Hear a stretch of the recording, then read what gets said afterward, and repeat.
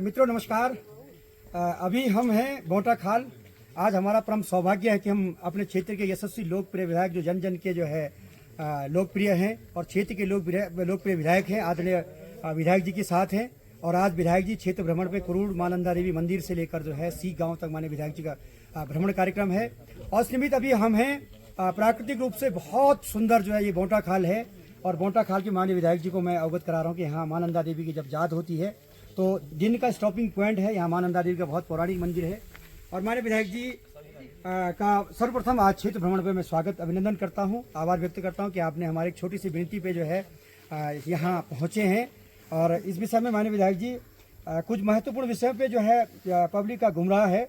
जो ग्वालदम से तपोवन सड़क जो बनने जा रही है, जो आपका ड्रीम प्रोजेक्ट है, और उस ड्रीम प्रोजेक्ट में विभिन्न प्रकार की भ्रांतियां लोगों के द्वारा फैलाई जा रही है, जिसमें आपने चुनाव से पहले भी संकल्प लिया था कि मेरा संकल्प होगा कि हम इस सड़क को बना के पूरे जो है उत्तराखंड का जो है कोना कोना इससे जोड़ेंगे। जैसे अपने जनपद का इससे 85% भूभाग जुड़ रहा है। ग्वालदम से जो है सीधे कुमाऊं से ग्वालदम, ग्वालदम से सीधे जोशीमठ तक जोड़ने का जो आपका संकल्प है।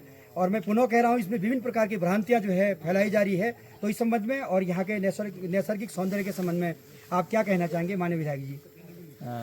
निश्चित रूप से आदरणीय विश्व जी, आज मैं मां नंदा की नगरी नंदा नगर के बोटा खाल में, जहाँ पर हमारी नंदा राजात के जो ही महत्वपूर्ण दिन का पड़ाव है बोटा खाल, वहाँ पर मैं हूँ।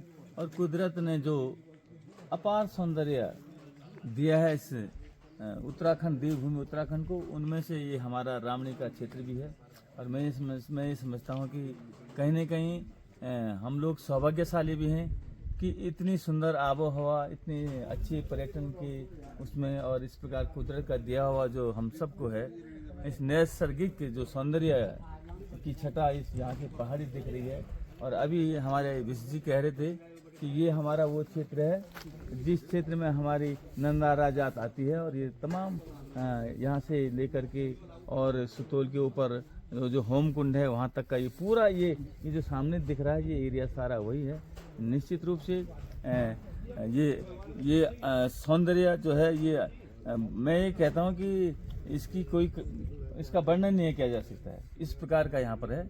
और जहाँ तक ये सड़क की बात है, तो निश्चित रूप से मैं अपने क्षेत्रवासियों को ये निश्चित रूप से कहना चाहूँगा कि जो ग्वालदम से लेकर के और तपोवन तक का जो 99 किलोमीटर का जो भूभाग यहाँ आनी है, उसको उधर से होते हुए, तो निश्चित रूप से ये बहुत बड़ा एरिया, जैसा अभी बिजली कह रहे थे कि हमारे कुमाऊं से लेकर के और ग्वालदम से हमारा देवाल का क्षेत्र होते हुए वाण, और वाण से कनौल, और कनौल से झिझी, और इधर होते हुए ये कहीं तपोवन इसको आना है।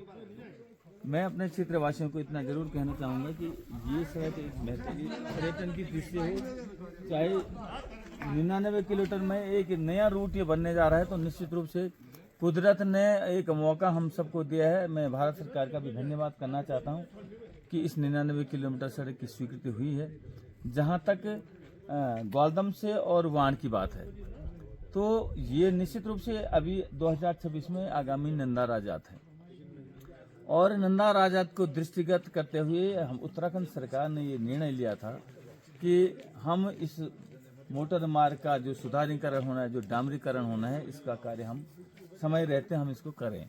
और उसके लिए 1-2 दिन में लगभग 45-47 करोड़ की धनराशि, 15 करोड़ ग्वालदम से नंद केसरी, और मैं समझता हूँ कि थराली से वहाँ के लिए 32 करोड़ के ऊपर ये धनराशि स्वीकृत हो रही है। तो कहीं न कहीं इस समय हमारी सबसे प्राथमिकता है नंदा राजात, और नंदा राजात को दृष्टिगत करते हुए अगर हम समय पर नहीं करते हैं तो ये सरकार के लिए भी एक चुनौती की।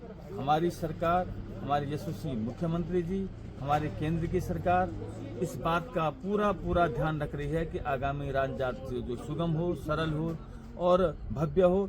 और उसमें पूरे देश विदेश से जो पर्यटक आते हैं, श्रद्धालु आते हैं, सैलानी आते हैं, और तमाम प्रकार के लोग जो यहाँ जुड़ते हैं, इस इतनी लंबी पैदल यात्रा में जो लोग जुड़ते हैं, इनको असुविधा न हो, इसकी दृष्टिगत इस मोटर मार्ग का समय पर बनना जरूरी है। इस दृष्टि से केवल ये इसमें लक्ष्य रखा गया है कि राजजात तक हम सड़क का निर्माण कार्य, सुधारीकरण और डामरीकरण का कार्य कर लें।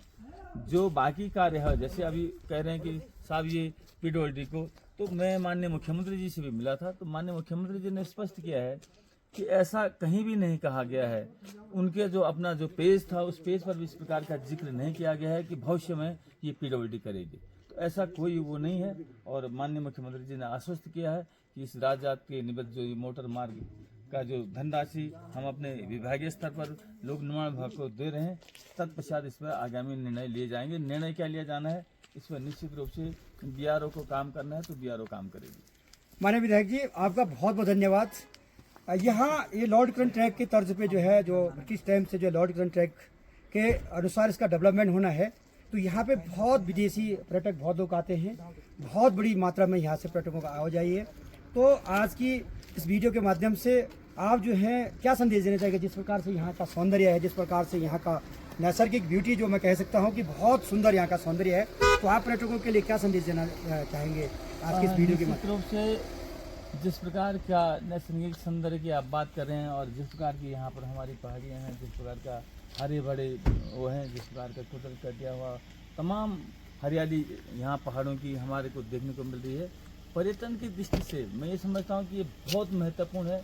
इस मोटर मार्ग के बनने से जहाँ हमारे केंद्रीय जो रक्षा मंत्रालय है उसके सामरिक दृष्टि से जहाँ इसका उपयोग होगा, वहीं पर्यटन की दृष्टि से बहुत सारी अनगिनत संभावनाएं यहाँ पर रोजगार की हमारे क्षेत्रवासियों को मिलेगी। और मैं समझता हूँ कि इन अपार संभावनाओं के निमित्त लोगों में एक बहुत बड़ा उत्साह का अभाव भी बना हुआ है। और कहीं न कहीं जो कुदरत ने दिया है उसको देश विदेश के सैलानी जब यहाँ आएंगे, मैंने देखा कि उधर से हमारे बहुत सारे बंगाल के तमाम सैलानी यहाँ आते हैं, तमाम ट्रैकों पर हो जाते हैं।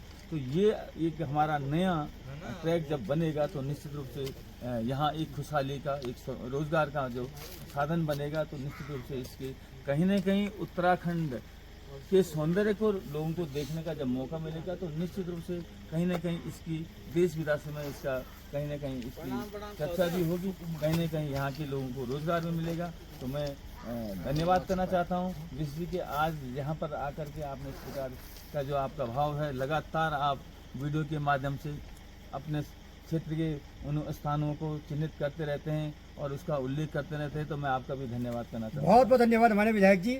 अभी हम आपको दिखा रहे हैं कि यहीं से हर वर्ष आयोजित होने वाली लोक जात जो बालपाटा से जो है, यहाँ से बालपाटा को आयोजित होती है, बहुत सुंदर बालपाटा। और बालपाटा के बाद मैं सभी पर्यटकों को एक संदेश देना चाहता हूँ कि निश्चित रूप से मेरी वीडियो के माध्यम से आप देखिए यहाँ सप्तकुंड इसके बाद आता है, बहुत नैसर्गिक रूप से बहुत सुंदर है। आप जरूर वीडियो में बने रहिए और यहाँ के नैसर्गिक सौंदर्य का जरूर जो है मेरी वीडियो के माध्यम से आनंद लें और देखें। और आध्यात्मिक रूप से भी बहुत महत्व जैसा साल का है। एक बार बहुत बहुत धन्यवाद।